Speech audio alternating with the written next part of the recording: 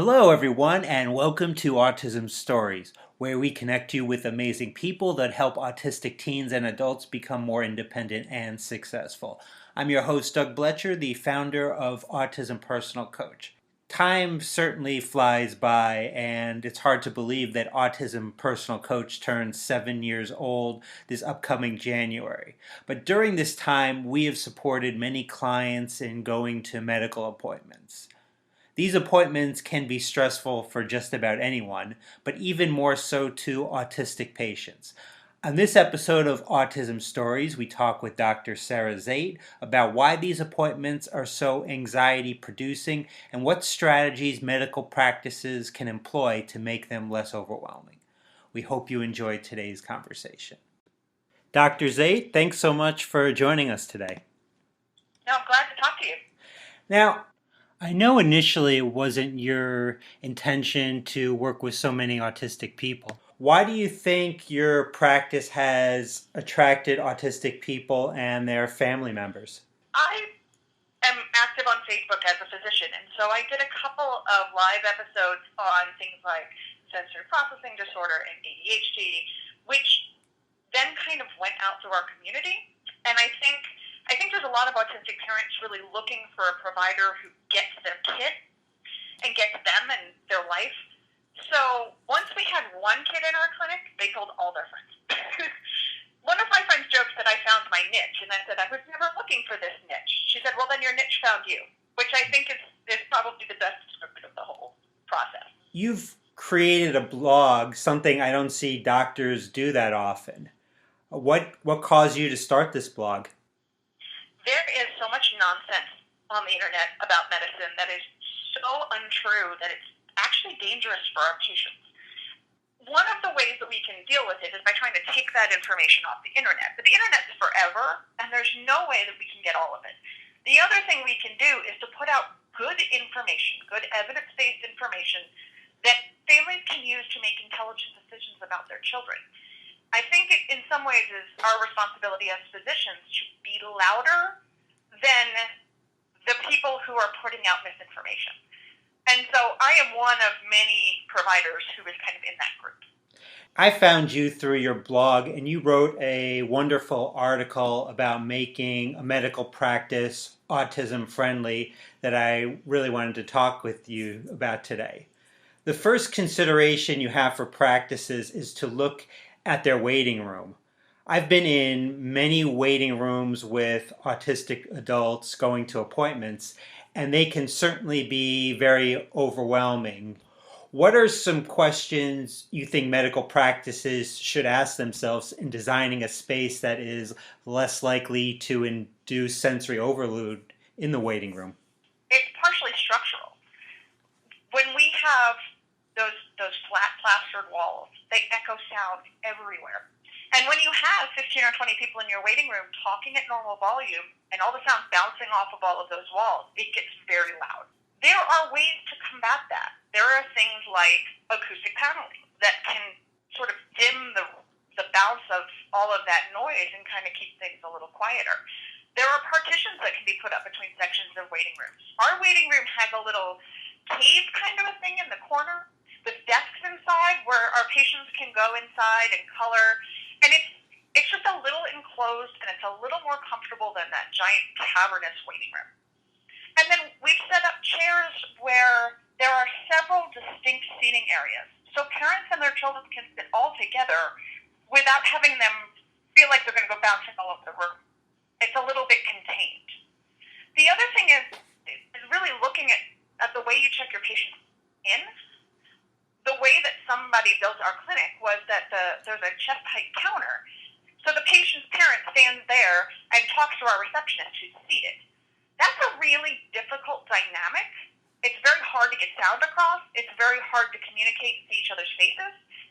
So I really prefer when our patients and staff are seated at the same level so we can hear each other and see each other and make sure that the volume in the room stays reasonable.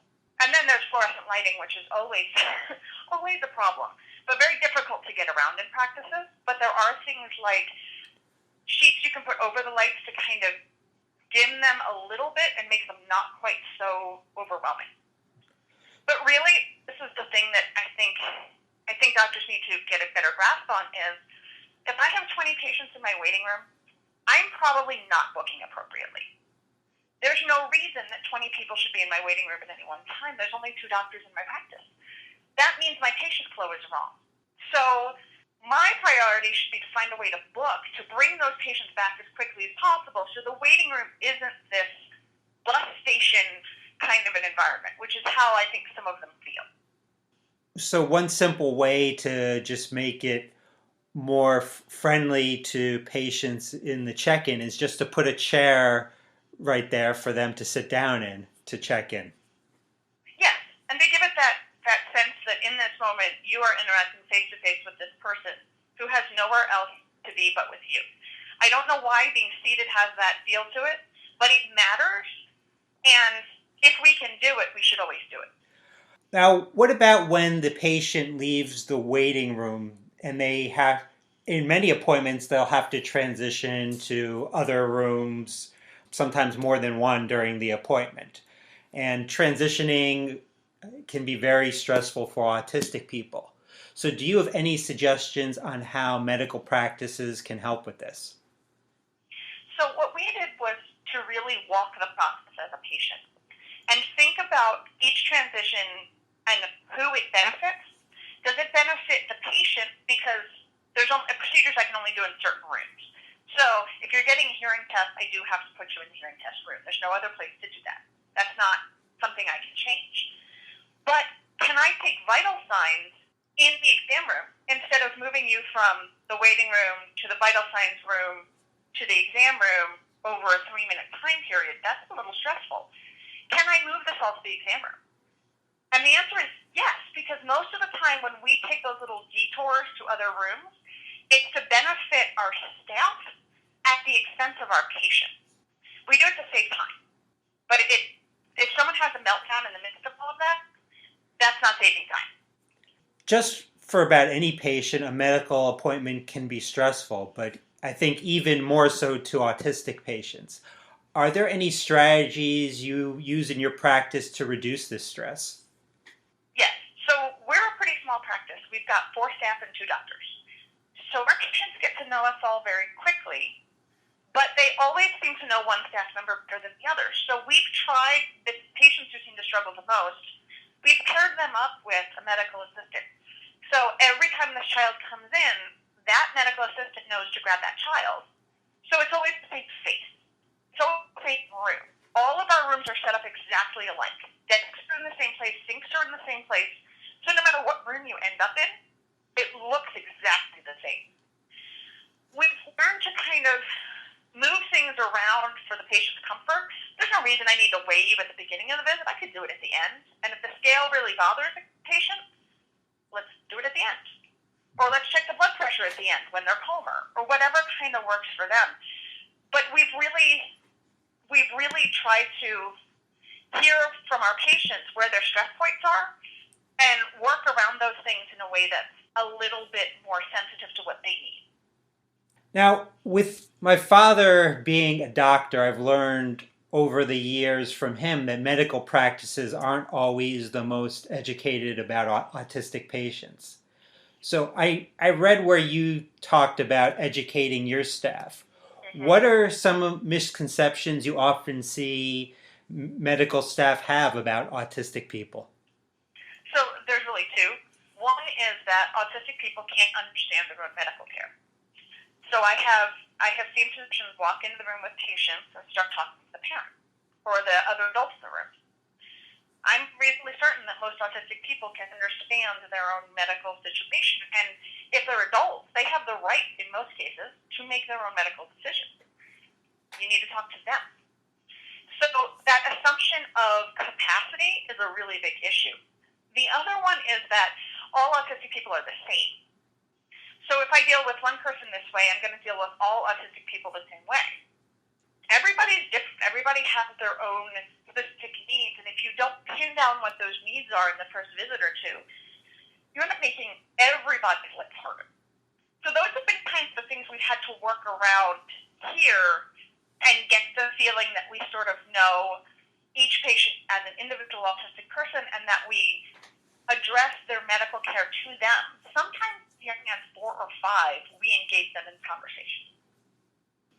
What would be some suggestions for medical practices that want to go about educating their staff? There's 2 things you can do. One is you can just seek out formal education on autism, and that's a great start. But what I think has been more helpful for us is engaging stakeholders in the community who work with autistic people or who are autistic people and get their feedback on what we're doing. And then try to operationalize that in a way that keeps our clinic flowing normally. So the best way to learn what autistic people need is, funny enough, to ask them what they need and then try to work with it. What has been the feedback that you've received from autistic people coming to your medical practice? Because it is certainly not designed like the typical practice. Well, they keep coming back. And I think for us, that's probably the best input we could ever get, is that our patients keep coming back and they tell their family and friends, you need to come here too. Just if we're looking for a success measure, I think the number of patients that have come to see us is probably the best measure we've had. But I've had parents tell us, this is the first time that he's ever let someone take his blood pressure.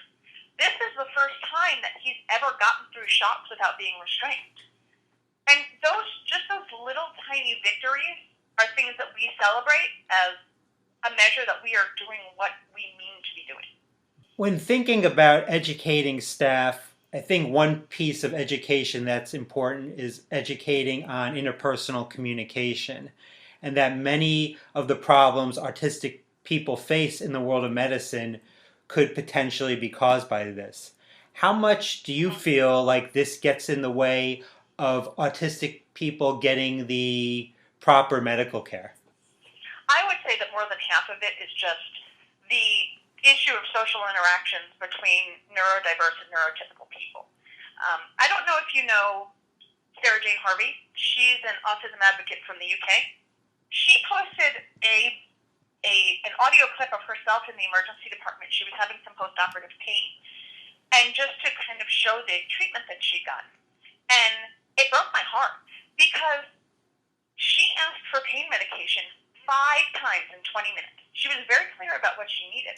But because her tone of voice was not, I guess, deferential enough, the response that she got from hospital staff was really appalling.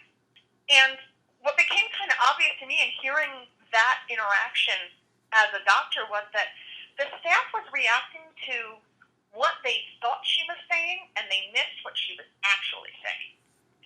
One of the things that we need to do as providers of medical care is to understand that our patients are stressed. That's not an autism thing. That's a people thing.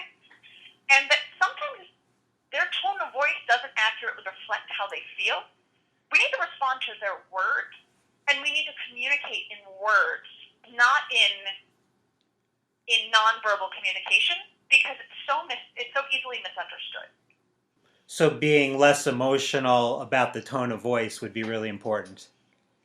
Yeah, we really need to thicken our skin a little bit and understand that that's not something that everybody controls, and it's not always intended to be offensive. It's just how the words came out. So listening to the words is probably the biggest skill that we've had to work on here more recently. Earlier you were talking about just asking your patients. What types of things do you think doctors should be asking their autistic patients? The first one is you need to ask before you touch. And that's not an autistic thing. That's a people thing. You need to ask before you touch patients. And if they say no, you need to honor that. Because saying no to someone touching you when you don't want to be touched is kind of a fundamental skill for not being exploited. So that's one of our rules, is if a kid says don't, we don't. Unless it is a life safety kind of a thing. And we work around a little bit to try to get exams that we need in a way that the child's comfortable with. The other thing is ask specifically what questions they have. Make sure that they understand what you're talking about. Make sure that you offer the autistic person specifically, not their caregiver, but that person the opportunity to have input in their own medical care. Because I think it's something that we forget about, that these people are competent to make decisions as long as they've got good information. But we don't know if they understand unless we ask. Now, as part of the coaching of Autism Personal Coach, we're always looking at our clients as the experts, as we are there to support them in helping them to make their goals or dreams happen. How should you use expertise from these patients when they're in your office? So there's kind of two parts to that. One is that most autistic people, or if they have a caregiver, that caregiver knows that person better than anybody else. Acknowledging their expertise in themselves. I have a little boy who, for some reason, his sensory thing is all around his mouth, jaw, and neck. And he'll tell you, don't touch me there because I'm going to throw up on you. I have to listen to his expertise in himself. And when he has a sore throat, we work around it. We've taught him now to use a tongue depressor on himself so that I can see, but I don't have to touch it.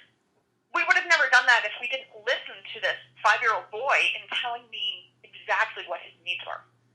And that's, in the short term, I think, how we honor people's expertise in their own chronic disease as well as with autism. The other piece of it is ask them what you're doing well, ask them what's not working. And that's just really getting patient feedback about their experience. What did we do today that worked? What did we do today that didn't work?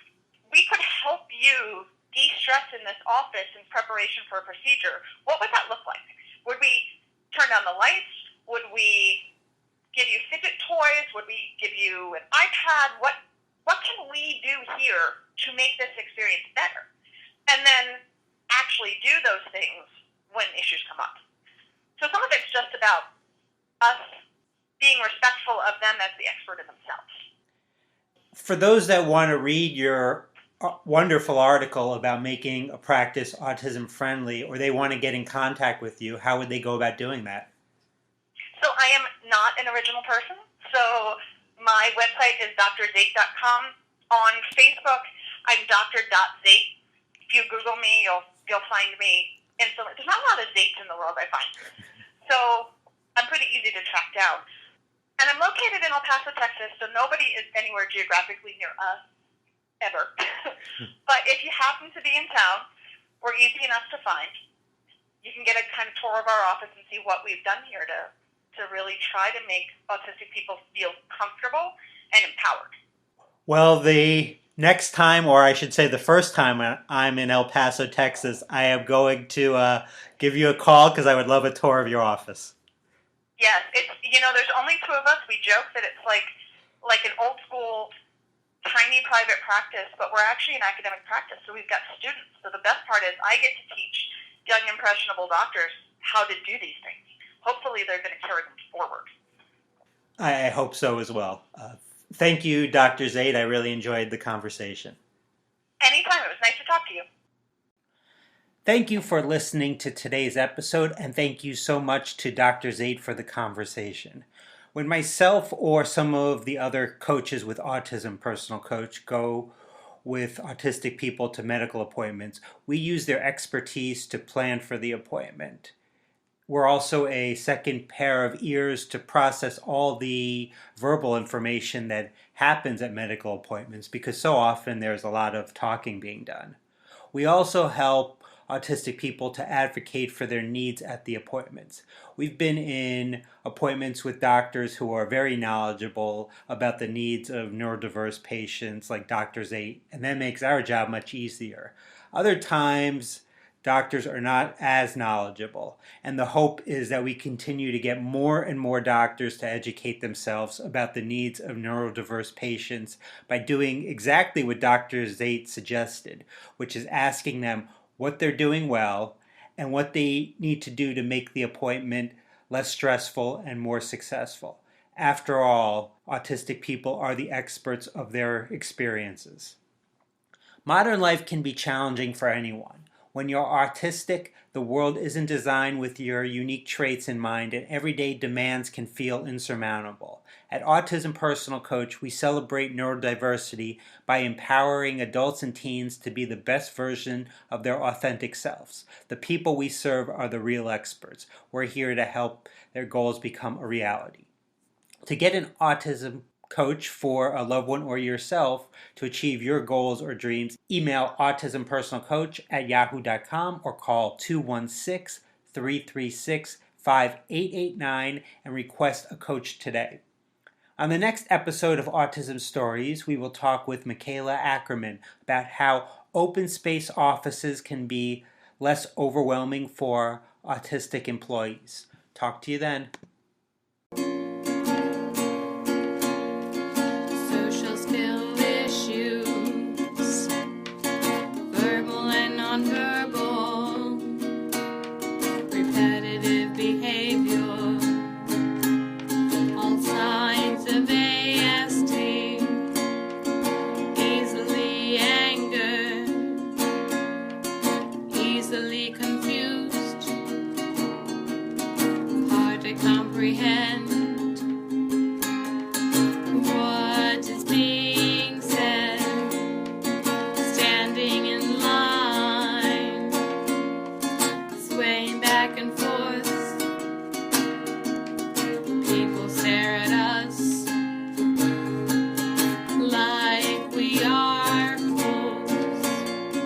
Getting real nervous, talking a lot, getting real fidgety. We need some distractions. Who am I? I'm a human too. I'm just like you with ASD. Who am I? I'm a human too. I'm just like you.